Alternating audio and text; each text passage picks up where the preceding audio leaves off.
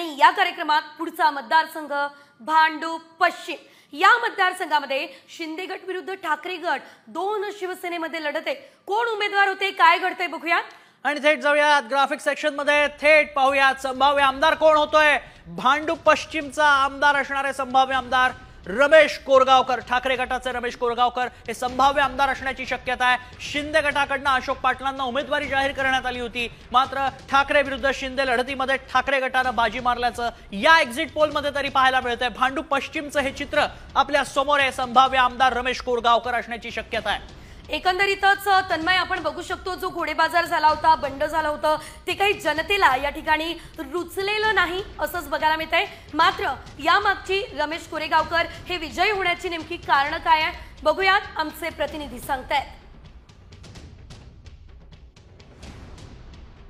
सुमारे 2.25 लाख मराठी भाषिक मतदार